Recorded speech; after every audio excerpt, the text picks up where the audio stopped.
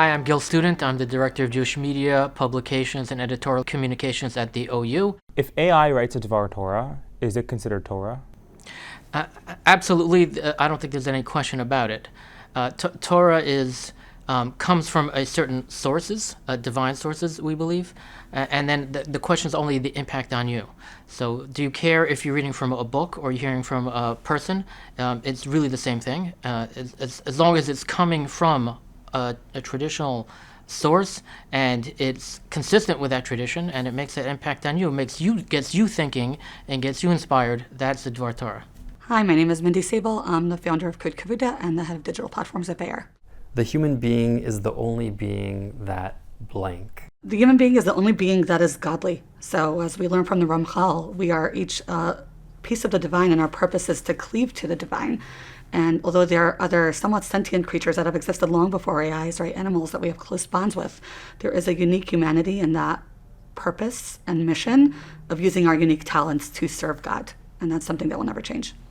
Hi, I'm Josh Hertzberg. I'm a senior software engineer at Google, and I created a Torah app, torahapp.org. How has your perspective on AI changed from 1 year ago to today? I would say pretty significantly. I would say 1 year ago, I was in more of the not sure, wait and see kind of camp. It might change. It might be really significant. I think over the last, say, 6 months or so, I've kind of seen kind of its kind of growing, ability, and its really ability to create things. And I'm a programmer, a software person. I'm seeing it's actually writing code, and it's able to write code that's good enough to be used in kind of a large code base that's able to grow. And I think it's honestly going to transform basically every industry, or maybe every industry. So I would say a year ago I was in the wait and see, and it might be valuable, but it wasn't yet at the point where I was convinced that it definitely will kind of transform industries. I think at this point, the models themselves have improved where even if the models stop improving, it will transform industries as we figure out how to leverage those models.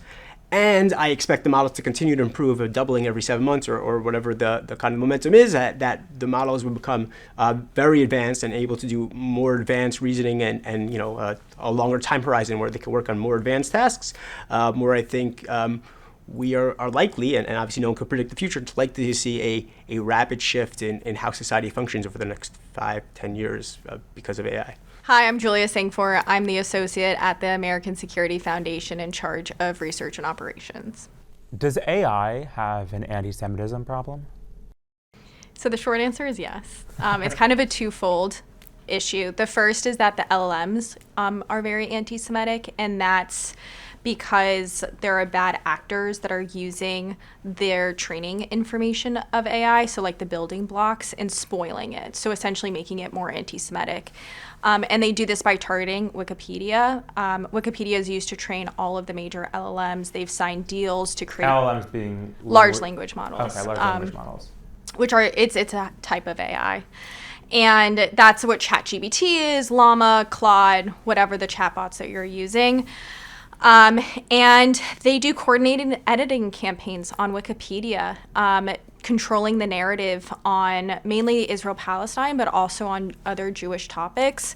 The Anti-Defamation League has exposed a web of Wikipedia editors who were taking off important pieces of information on Israel-Palestine, including the 1988 Hamas charter calling for the killing of Jews and the destruction of Israel, 6 weeks after October 7th. But they essentially do this coordinating in groups, small little edits across thousands of articles. Wikipedia, with it, you can edit it just online, right? There's not a lot of oversight, so it's very easy to slip through the cracks. There's an 8,000 member group called Tech for Palestine who does this, and there's documentation of meeting groups and chat rooms of them coordinating who's going to edit what page.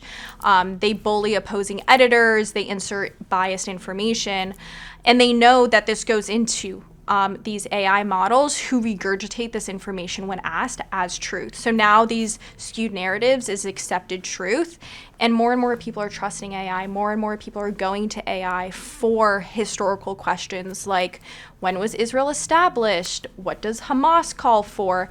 And if the LLMs don't have that piece of information that Hamas called for the killing of Jews, they'd never know that. So it's really the issue of Do all people have access to those LLM blocks, as you called them? the training data. Yes.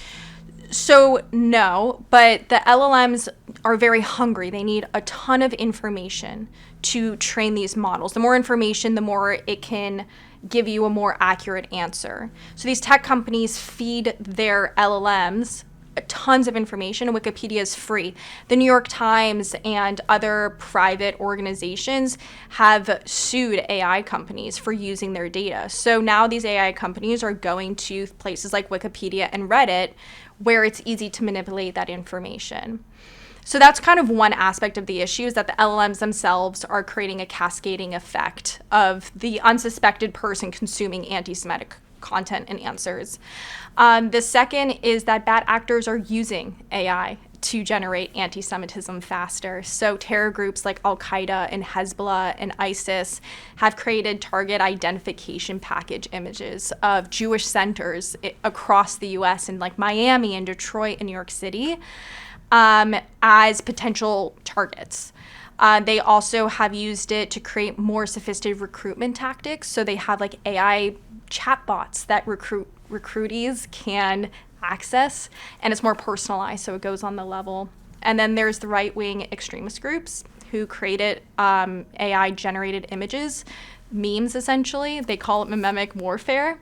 So it's Jews with big noses trying to take over the world. They're greedy. A lot of Nazi symbolism. And they use AI to generate those photos to be more accurate and faster. AI is a force multiplier in this. And what used to take tech skills to create all these images, now anyone can create it. And they have created guidelines on how to be more effective. So it's a really big issue. So hopefully we can solve it. Hi, I'm Alex Jacobowski. I'm the COO of Lightning Studios, where we build foundational AI learning systems and platforms to help people leverage this incredible technology to learn anything. What is the greatest challenge and greatest opportunity that AI poses to our humanity? When I think about the challenges and opportunity and at really a macro level for AI and thinking about this at a high level, I really think about them as actually the same challenge, that we have this opportunity with this technology to have the world's entire knowledge base at our fingertips and this incredible ability to contextualize that knowledge deeply and personally and relevantly, and use that to do incredible things, to learn more, to grow more, to build more.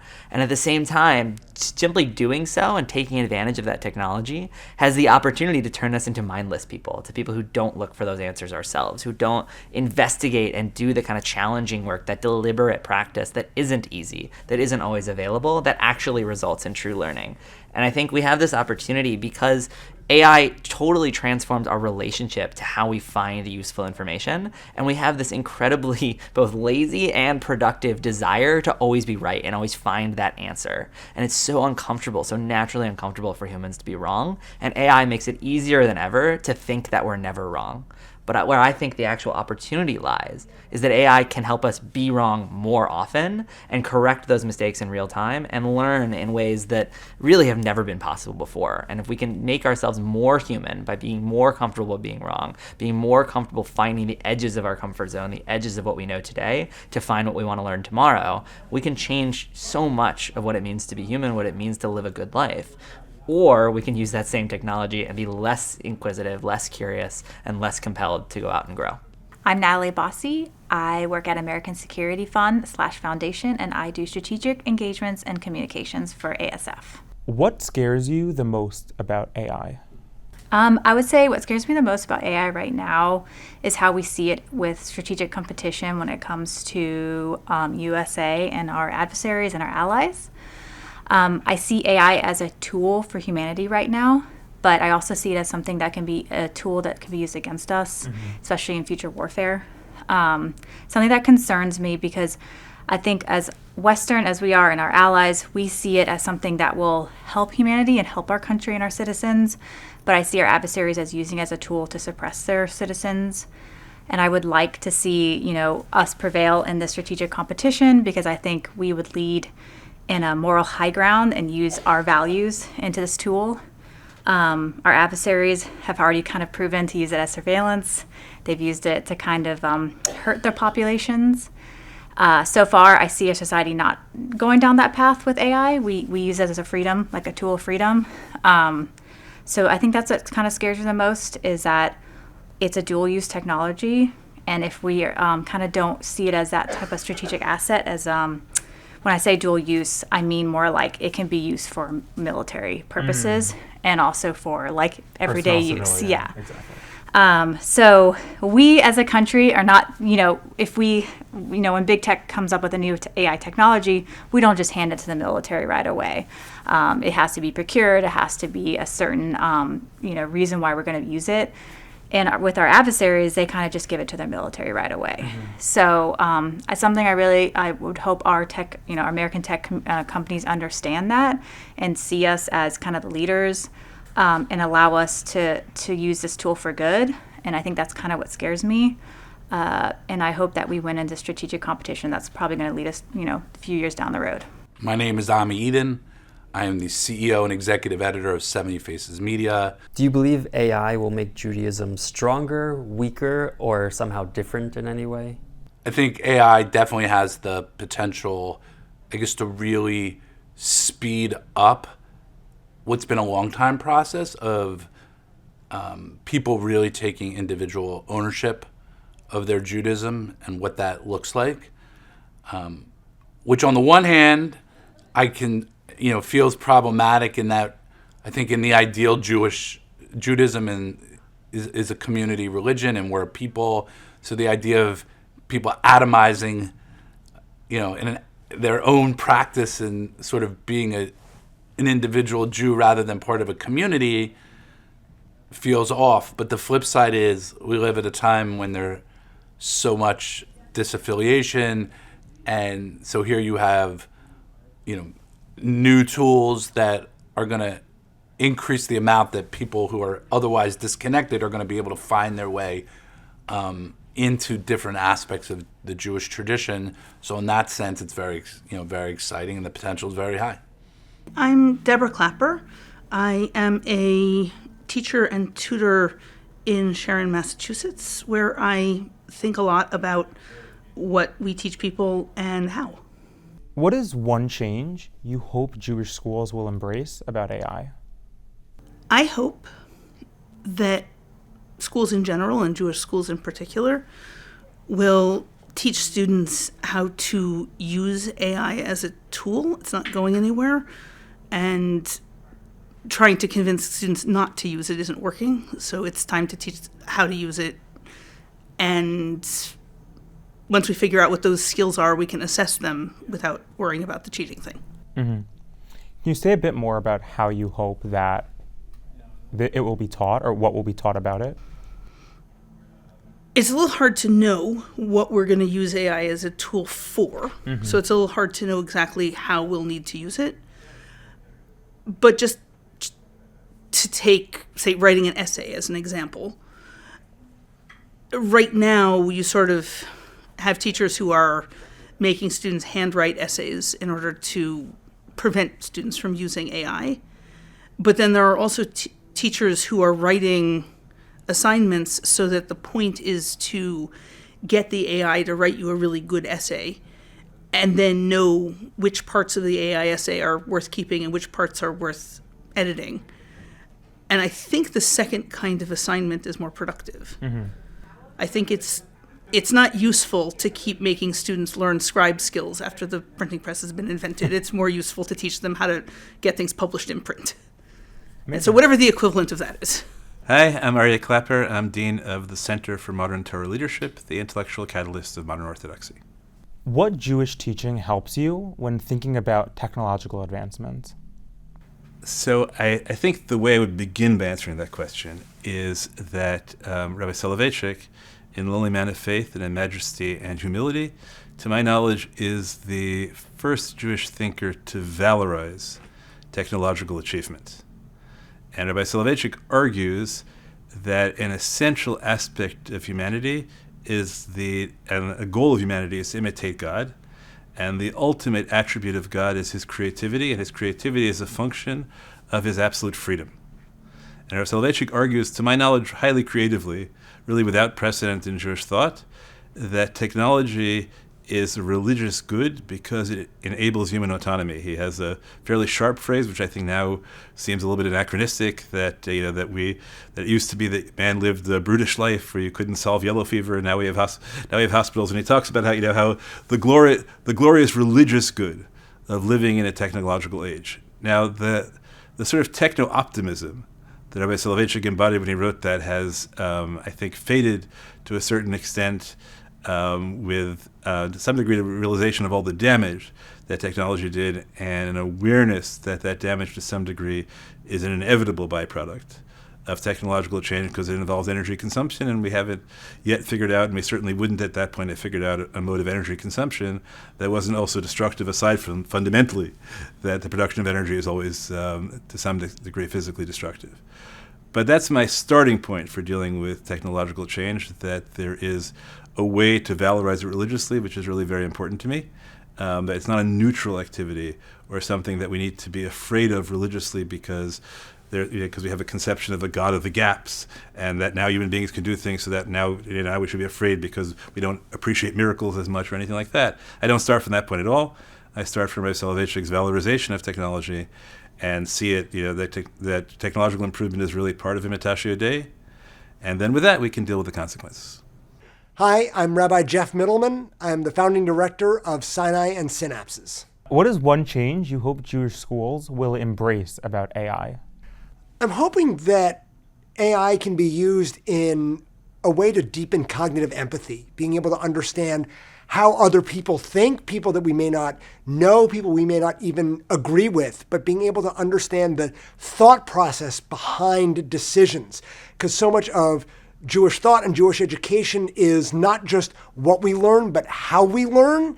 And using AI to deepen those kinds of conversations and the process by which we can learn, I think could be a game changer. Hi, my name is Rabbi Ethan Stein of the Eastside Minyan. The human being is the only being that what? The human being is the only being that can regret their actions, commit, and strive to do better. Hi, my name is Dodi Katz, and I work as the Senior Director for Jewish Day School Strategy and the Dean of the Truman Scholars Program at Tikva. How do you want to see Jewish education enhanced by AI? So I think Jewish schools need to be incredibly cautious in their implementation of AI. We really need to be thoughtful about some of the following things. Number one, are the tools ready and are they safe and have they been tested? Number two, what is the value add of the technology to the classroom? If it's a substitute for something that can be done better or more strongly by a human, that should always be kind of the driving question, is what is the value add here and what new experience and new piece of knowledge is this bringing to my learners or to my school? But I think we need to be very skeptical before we fully jump on this bandwagon. We know throughout history that schools, particularly K-12 education, children are really the guinea pigs of society for every new innovation. And we've seen this time and time again. And I just say as a word of caution that with as much excitement and energy as there is around AI, we need to be very slow, very thoughtful, and very cautious of how we bring this into our classrooms. Hi, I'm Sam Zahn. I'm a Truman and Shorten scholar. What feelings come up when you think about AI? I think there's a lot of dread for a lot of people. I think for me, there's not an incredible amount of dread. I think it brings to mind a lot of hype and a lot of just like mishigas and craziness and a lot of posturing. I think there's a lot of people trying to position themselves as experts, and everybody's concerned about AI giving false narratives, but there's also just a lot of people themselves, I think, pontificating and giving out a lot of false narratives as well. About AI, you're saying? About AI, yeah. Like everybody wants to get in, and the amount of people who really know what they're talking about, I don't think is... What's a false narrative that you are particularly against? I don't know if this is particularly 100% airtight a false narrative, but I think there's got to be limits and a degree to which it will actually remake things. And when people are just saying everything's going to be different, there's not going to be a single thing that resembles anything that's happened before, listen, it might be in their advantage for people to buy into the hype. And so I think an air of skepticism, at least a degree, is warranted there. Hi, I'm Rabbi Stephen Gottlieb. I'm one of the rabbis at Mikor HaBracha, Center City Synagogue, and director of the Center City Beit Midrash in Philadelphia, Pennsylvania. What does being a human mean to you? Being a human means being able to be reflective of who we are in the moment. Being able to recognize in real time when it is that we've made a mistake and understanding the pathway to do tshuva in that very same moment. That's something that I haven't quite seen in the realm of AI, and it's something that I think we are uniquely situated to be able to do. It's just something that our algorithms right now are prepared to be able to do. Outside of the scope of AI, do you think of your humanity in a reparative sense, that it's always a question of how do I fix myself? I think about it as having a self to fix that is constantly there. If we're to close our eyes for 30 seconds and just let the thoughts come, in between those thoughts, there's still a sense of self that's there waiting for the next one to come. That sense that is literally undescribable is what makes us human, and is that thing that is responding to and telling us we need to repair this. So when I think about humanity, I think about it as that. My name is Rivka Press-Schwartz. I'm an associate principal at SAR High School. How would you like to see, if at all, AI integrated into K through 12 Jewish education, and how might that change the way we understand K through 12 education? So that's a great question, and I'm going to give a little bit of a pushback-ish sort of answer. The reason I say pushback-ish is because I'm not in principle opposed to technology or to bringing new technology into the classroom. And certainly AI, from what I understand of it, seems to have enormous promise in a lot of ways. But the pushback is that I've been around the world of education long enough to have seen a lot of educational trends, fads, new technological developments show up on the scene with a great deal of fanfare. They're going to completely transform how students learn. If you've been around for a couple of decades, you remember the advent of the smartboard and the flipped classroom and gamification and probably a whole bunch of other developments that I'm not remembering right now. And they were going to absolutely change and transform everything. Education was going to be radically different. We spent a lot of money on hardware. We spent a lot of time and effort teaching teachers these new technologies. And then most of them ended up being something interesting or useful that you could do some of the time, and they weren't for everybody or all of the time. And they didn't really totally transform everything. So sometimes when I say this to AI thinkers, they say to me, yeah, but this one is different. So you'll pardon me if after having been around the block a few times with a few of these things, I'm going to reserve judgment a little bit about how much this one is different until we see it play out a little bit more. I sort of have the feeling that here, the rabbinic dictum that hamotzi mechavero alav haraya, somebody who wants something, wants to take possession of something from someone else, the asker, the demander, has the burden of proof to prove that it really belongs to him. Here, the people asserting that AI is different than all those other technologies that were going to completely transform K-12 education didn't quite end up being that. I sort of think they have the burden of the proof on them to show us what it's going to do and be that's going to be totally transformative and different. And to be perfectly clear, I'm open to the possibility that it is.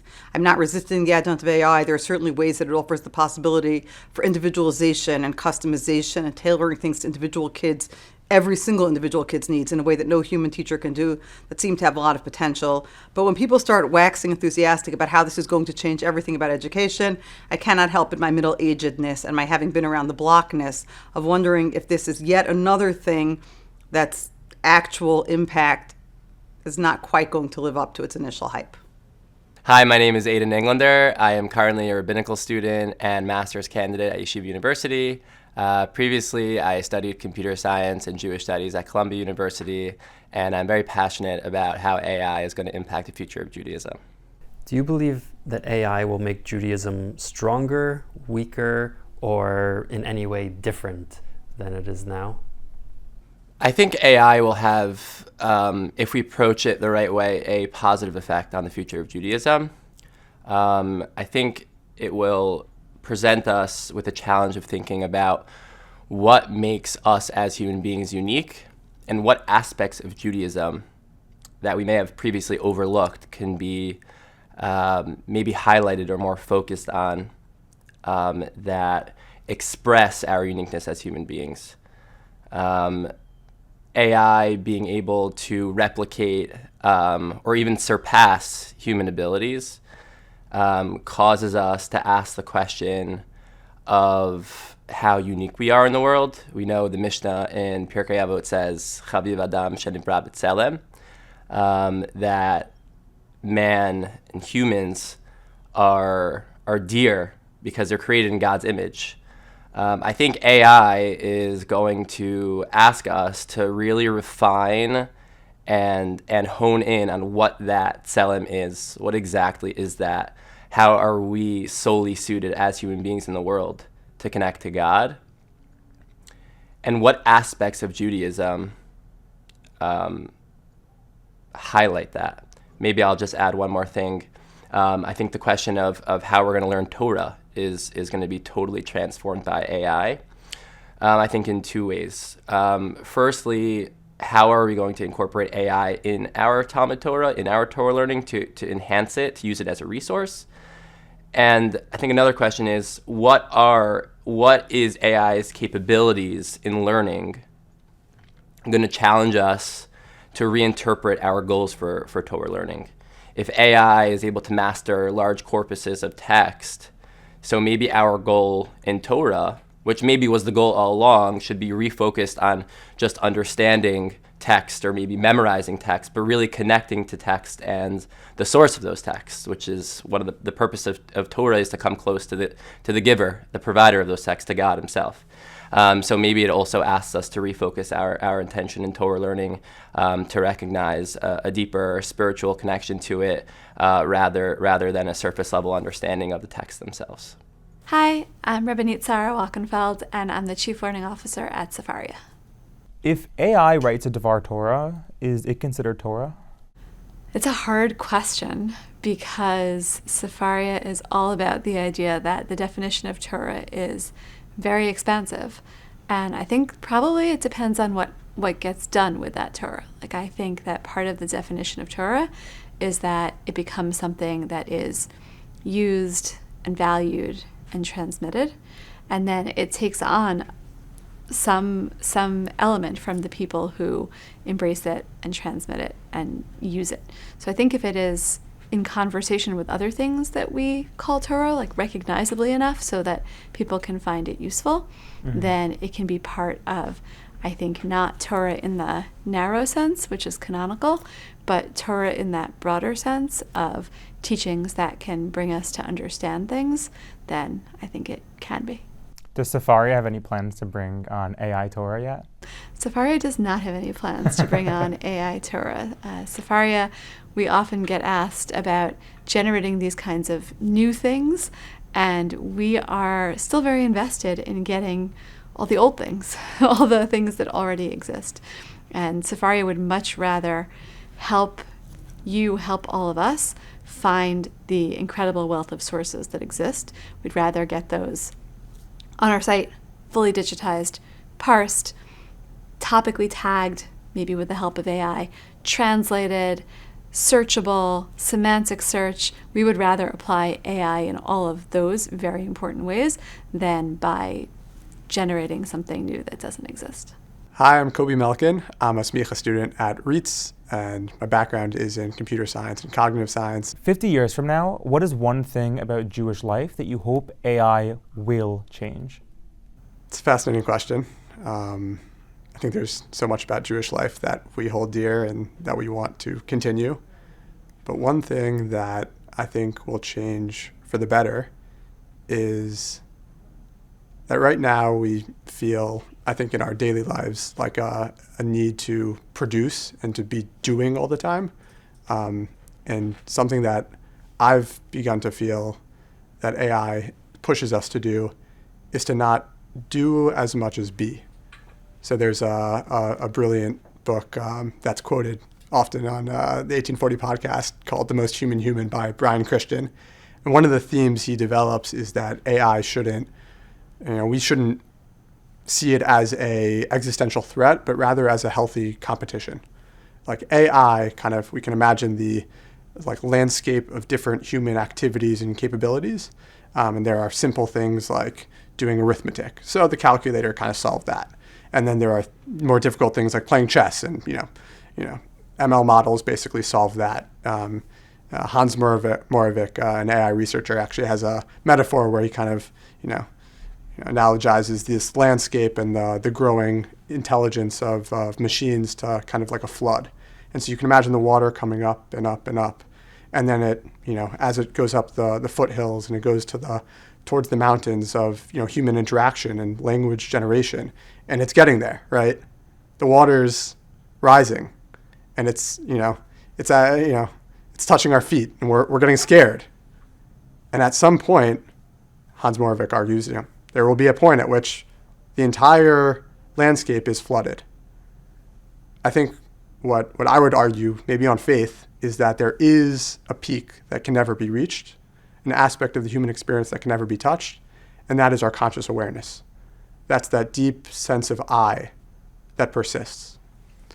And what I'm looking forward to is Jewish life that's guided by that idea of tapping into that inner self through the actions that we do on a daily basis.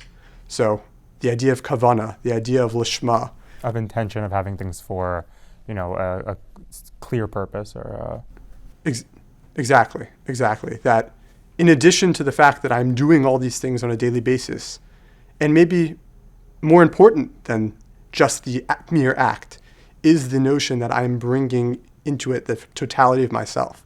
That in this very moment, I am bringing something transcendent, something beyond existence into existence. And you think that you hope that AI will allow that to be the norm? Yeah, I think it will force us as jobs, not to get too hyperbolic, but as jobs begin to get replaced, as all the things that we took for granted as distinctively human activities, as robotics start to imitate and take over the landscape of motor action. So what stays is not the action, not the behavior, but the essence that stands behind it. Hi, my name is Tikva Wiener, and I'm CEO of Kadima Coaching, which provides professional development to Jewish day schools. What excites you most about AI? What excites me most about AI is in education. I love the idea of it being able to personalize learning more and for students to take greater agency and to have greater agency in their learning. And what scares you most about AI? What scares me most about AI are the dark actors who might be using it for nefarious purposes. We heard a lot at the 1840 conference about anti-Semitism proliferating on AI, so that worries me. And in general, actors who don't value the same sort of Western notions of freedom and democracy and liberalism that we cherish.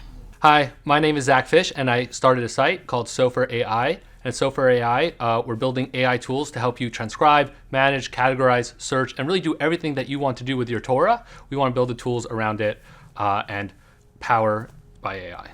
Do you believe that AI will make Judaism stronger or weaker or different in some way? Yeah, I think it's a great question. I think AI, it's undetermined. I really see it as a blank canvas. I know it seems like we've made so much progress over the last couple of years in AI development and that we almost have these finished products in front of us already, but I think it's just the start, and it's for us to determine. I think AI is just going to be like an extreme power source to help us be more efficient in what we do, to do more and to do everything faster. And the question is are the things that we are doing with it good or bad or used correctly or leading us astray? And I think that depends on if the people implementing the technology are doing it responsibly, and specifically for our community, people building the technologies for our community, if they are having the dangers inside. So at Sofer AI, we are very careful to make everything verifiable and to look out for hallucinations, and that you could verify that this was actually said by the person, and making sure that we don't let mistakes creep in to the AI output. So we have that focus of building for the community. But if you just go to a general chatbot, there might be issues that come up, biases in the data set, and hallucinations, and ways that could be used poorly that are not great. And the way that I really think about like how we should be looking at AI is, I think it's becoming very common for everyone to start looking at these AI chatbots and LMs as a source of authority. You go to it with your problem, your question, and this is a source of authority. This is almost like your boss, and you're like, here's this problem. Can you solve this for me, or could you give this the answer for me? And we put all the responsibility on the chatbot. And I really think it should be reversed. We should see it as we're the manager of this tool. We are managing how to use it. This is the tool that we want to use for what we want to be doing, and you are helping me. I'm not trusting you. I'm going to check what you're doing. I'm going to making sure that you are aligned with what I want. But I think we have to start with what do I want, and how am I going to use this as a tool, and not just delegate.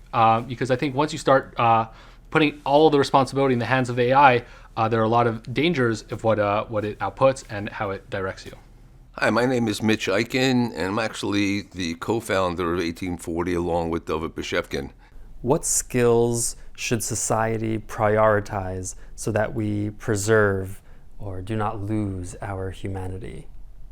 I think one of the problems that we've experienced probably in the last 15 or 20 years since the advent of social media in particular, and also with the advent of Google and the internet, is the fact that we've lost a lot of personal interaction. I mean, people have sought community online and in places where there's no interpersonal contact, and as a result, I think data has indicated that you have a lot more mental illness, especially among younger people, than you've had in the past.